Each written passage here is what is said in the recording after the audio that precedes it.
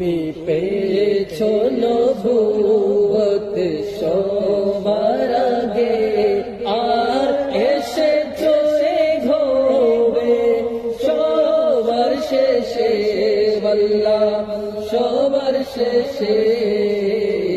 আদমে যখন হয়নি সৃজন, তখন তুমি ছিলে নবী বেশে, আল্লাহ নবী বেশে। তুমি পেয়েছো নবুয়ত সবার আগে, আর এসেছো